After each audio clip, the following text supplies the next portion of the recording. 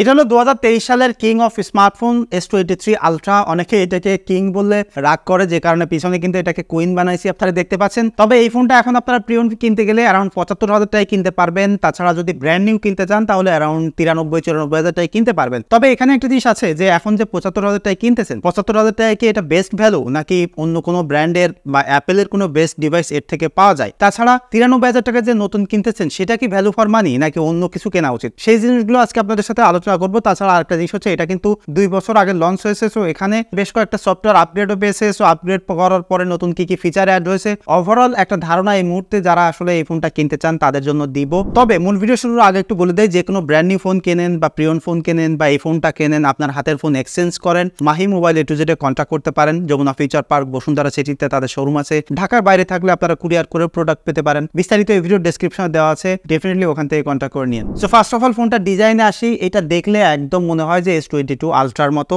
একদম ছোট ভাই বড় ভাইও না, একদম জমজ ভাইয়ের মতো। এখানে কোনো প্রকার ডিজাইনে তারা চেঞ্জেস আনেনি। তবে এই ফোনটা দেখলে কিন্তু যে কেউই বুঝতে পারে এটা স্যামসাং এর আলট্রা সিরিজের ফোন, এরকম একটা ইউনিক ডিজাইন। এবং এই ফোনটা কিন্তু অনেক বাল্কি, হাতে ধরলে অনেক বিগার লাগে। সো যারা বড় ফোন পছন্দ করেন তাদের জন্যই এই ফোনটা, এবং যাদের মেইনলি হাতটা বড় আছে, পানটা বড় আছে, তাদের জন্যই কিন্তু এই ফোনটা। আদারওয়াইজ ছোট হাত থাকলেও কিন্তু ব্যবহার করতে আসলে বিরক্তই লাগে কেমন জানি। তাছাড়া ফোনটার বিল্ড কোয়ালিটি কিন্তু অ্যামেজিং, এবং ডেফিনেটলি এখানে স্যামসাং এর একদম টপ অফ দ্য লাইনের ফোন, কোনো প্রকার কম্প্রোমাইজ থাকবে না। সামনে পিছনে গরিলা গ্লাস ভিক্টাস 2 ব্যবহার করা আছে, ফ্রেমটা অ্যালুমিনিয়ামের। সো ভেরি লং টাইম ধরে ব্যবহার করলেও কিন্তু এটার বিল্ড কোয়ালিটি একদমই ভালো থাকবে। এই সেগমেন্টটাই আসলে দারুণ একটা ব্যাপার। এবং এখানে কিন্তু পোর্টস বাটন একটা ফোনে যা যা দরকার তার সবই আছে। 45 ওয়াট পর্যন্ত ফাস্ট চার্জ সাপোর্ট করে, রিভার্স চার্জ আছে, ওয়্যারলেস চার্জ সাপোর্ট করে। এখানে একটা এস পেনও কিন্তু রয়েছে, যারা নোট টোট করতে চান, ড্রয়িং করতে চান তাদের জন্য কিন্তু এটা কাজে দিবে। এটা একটা স্পেশাল ফিচার কিন্তু আলট্রা সিরিজের ফোনের জন্য। তাছাড়া ফোনটাতে স্টেরিও স্পিকার বা যা যা দরকার একটা টপ অফ দ্য লাইনের ফোন থেকে তার সবই এখানে পাচ্ছেন। এবং ফোনটার সামনে থেকে দেখলে কিন্তু অ্যামেজিং একটা ডিসপ্লে দেখতে পাচ্ছেন। এবং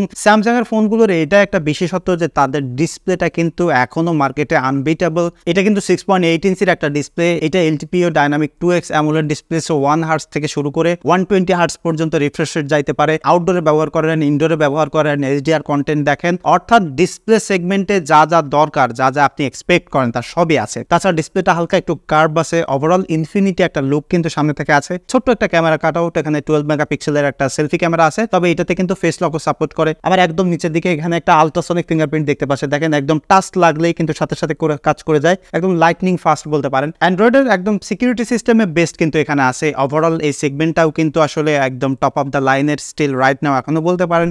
এবং এই ফোনটার যদি স্পেকে আসি, এখানে কিন্তু পাওয়ার করতেছে স্ন্যাপড্রাগনের 8 Gen 2 একটা প্রসেসর, সাথে 8GB 12GB র্যামের ভেরিয়েন্ট রয়েছে, এবং UFS 4.0 স্টোরেজ টাইপ। সো এখানে কিন্তু একদম কিলার টাইপের একটা স্পেক রয়েছে। ভেরি লং টাইম ধরে ব্যবহার করতে গেলেও কিন্তু এটা পিছিয়ে পড়বে না। তাছাড়া ফোনটাতে কিন্তু এখন রান করতেছে একদম লেটেস্ট যে One UI চলতেছে 6.1, সেটাই এখানে আছে। এবং এই ফোনটা কিন্তু 2028 সাল পর্যন্ত সফটওয়্যার সাপোর্ট পাবে এবং মেজর OS আপগ্রেড পাবে Android 17 পর্যন্ত। সো মোটামুটি এখনো কিন্তু বেশ কয়েক বছর এটাতে সফটওয়্যার সাপোর্ট পাবেন। তবে S24 সিরিজে এসে যে ম্যাজিক্যাল কাজটা স্যামসাং করেছে সেটা হলো 7 বছরের মেজর OS আপগ্রেড, সেইটা কিন্তু এখানে পিছিয়ে আছে। তবে যদি পারফরমেন্সের কথা বলি, এই ফোনটা নিয়ে বেশি কথা বলার প্রয়োজন নাই, কারণ কি স্টিল এই ফোনটা এখনো টপ অফ দ্য লাইনের পারফরমেন্স আপনাকে অফার করতেছে। আপনি যদি S24 আলট্রা বলেন, অ্যাপেলের 15 Pro Max বলেন বা 16 Pro Max বলেন, সেই ফোনগুলোর সাথে সাইড বাই সাইড ব্যবহার করলেও কিন্তু এটা স্লো না। 120 FPS এ কিন্তু গেমিং করতে পারবেন এবং দারুণ। মানে পারফরমেন্স সেগমেন্টে এই ফোন নিয়ে কথা বলা আমার মনে হয় সময় নষ্ট করা। মানে এখনকার মেজরিটি অফ দ্য ফোনের প্রসেসরও কিন্তু আমি এর আগেও বলি যে ম্যাচিউর হয়ে গেছে। আমরা ডেইলি লাইফে যেসব কাজকর্মগুলো করি তার সবই করা যায়, এবং এটা তো একদম টপ অফ দ্য লাইনের ফোন ছিল 2023 সালে। সো এখন 24 সাল চলতেছে, 25 সাল শুরু, আরো 3-4-5 বছর ধরেও ব্যবহার করলে এই ফোনটা স্লো নাই, এইটাকে আপনার কোনোভাবেই ব্যাকডেটেডও মনে হবে না।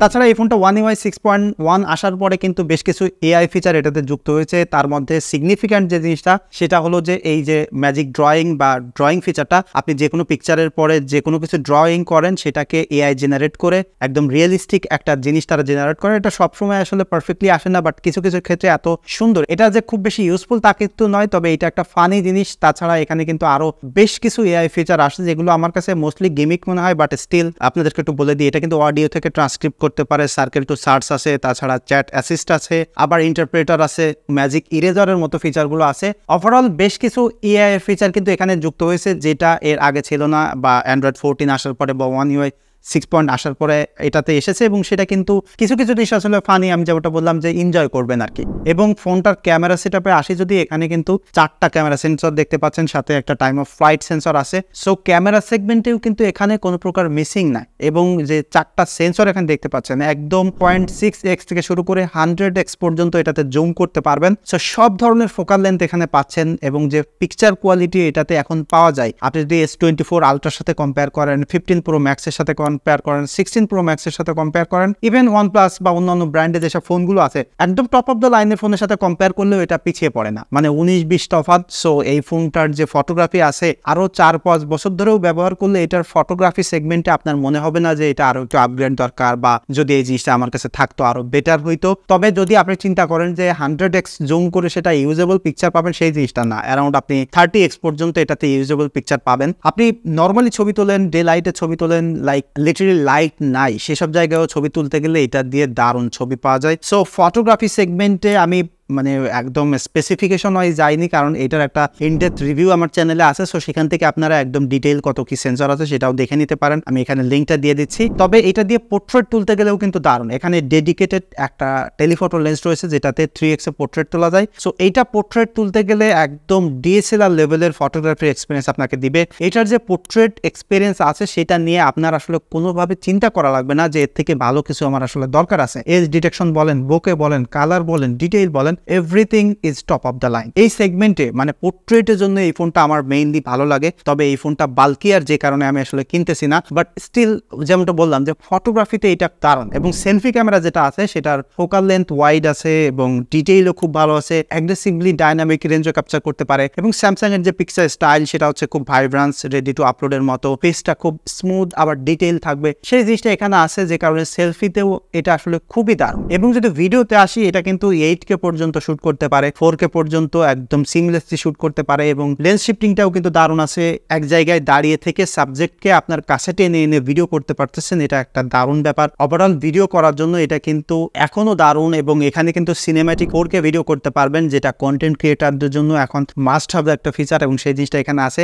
এবং 3x এর যে পোর্ট্রেট ভিডিওটা এটা পাওয়া যায় দারুণ, একদম এজ ডিটেকশন আছে এবং বোকেগুলো দেখতে খুবই ন্যাচারাল লাগে। সো যদি প্রপার লাইটে আপনি ভিডিও করেন, এটা একদম কন্টেন্ট ক্রিয়েটারদের জন্য বেস্ট মুডে কাজ করবে। সেলফিতেও এটা কিন্তু 4K পর্যন্ত শুট করতে পারে, আবার 4K সিনেম্যাটিক মুডের ভিডিও আছে। ওভারঅল যদি ব্লগ কন্টেন্ট ক্রিয়েট করেন বা এটা portrait video like reel stills বানাইতে চান সামনের ক্যামেরা দিয়ে ব্যাকগ্রাউন্ড ব্লার করে, তাহলেও কিন্তু দারুণ একটা রেজাল্ট এটার মাধ্যমে আপনি পেয়ে যাবেন। এবং এই ফোনটাতে কিন্তু 5000 mAh একটা ব্যাটারি ব্যবহার করা হয়েছে, যেটা সেম জিনিস কিন্তু S22 আলট্রাতেও আছে। রিসেন্টলি আমি যতগুলো S22 আলট্রা ব্যবহার করেছি সেখানে আমার একটা কমপ্লেন ছিল যে এটার ব্যাটারি ব্যাকআপ আসলে আগের মতো নাই, বাট এই ফোনটা স্টিল আমি যতগুলো ব্যবহার করেছি S23 আলট্রা সবগুলোতে দারুণ ব্যাটারি ব্যাকআপ পেয়েছি। এটাতে 6 ঘন্টা স্ক্রিন অন টাইম পেয়েছি, যে কারণে এটার ব্যাটারি ব্যাকআপটাও কিন্তু দারুণ। সো ওভারঅল একটা কমপ্লিট সেটআপ কিন্তু এটা আছে। সো এই মুহূর্তে 75,000 টাকায় কি এটা বেস্ট প্রিয়ন নাকি আসলে অন্য কিছু আছে? দেখেন, আপনি যদি আইফোন কিনতে চান তাহলে আপনি 13 প্রো বা 13 প্রো ম্যাক্স বা 14 প্রো পেতে পারেন, যেগুলোর সাথে এটা কম্পেয়ারই করা যায় না। এটা একদম যে কোনো দিক থেকে এটা বেস্ট হবে। আবার অন্যান্য ব্র্যান্ডে যেসব, যদি আপনি OnePlus 12 এর কথা বলেন বা অন্যান্য যে কোনো ব্র্যান্ডের ফোনগুলোর সাথে কম্পেয়ার করেন, সেগুলো হয়তো কোনোটা ভিডিওগ্রাফি ভালো হবে না, কোনোটা হয়তো ফটোগ্রাফি ভালো হবে না, যে কারণে 75,000 টাকায় এর থেকে বেস্ট অপশন কিন্তু এই মুহূর্তে আপনার হাতে নাই। আবার যদি ব্র্যান্ড নিউ আসেন, ব্র্যান্ড নিউ আসলে আমি বলবো যে 93,000 টাকা দিয়ে এই ফোনটা না কিনে আপনি সামান্য একটু বেশি টাকা দিয়ে এখন 1,03,000, 4,000 টাকায় কিন্তু S24 আলট্রা পাওয়া যায়, সেই ফোনটা আপনাকে নিতে বলবো। তার কারণ হচ্ছে S24 আলট্রায় 7টা মেজর OS আপডেট পাচ্ছেন, যেটা হিউজ একটা ব্যাপার। বাট অন্য যা কিছু আছে সেই জিনিস কিন্তু এখানে আসলে কোনো প্রকার মিসিং নাই, বাট শুধুমাত্র সফটওয়্যার সাপোর্টটা কিন্তু একটা ডিল ব্রেকার, যে কারণে আমি বলবো যে ডেফিনেটলি নতুন না কিনে আপনারা S24 আলট্রাটা নতুন কিনতে পারেন। তাছাড়া যদি প্রিয়ন ফোন কেনেন তাহলে আমি ডেফিনেটলি বলতে পারি এর থেকে বেস্ট অপশন নাই।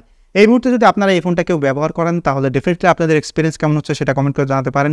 দেখা হচ্ছে পরবর্তী ভিডিওতে, সে পর্যন্ত সবাই সুস্থ থাকবেন, ভালো থাকবেন। ধন্যবাদ সবাইকে।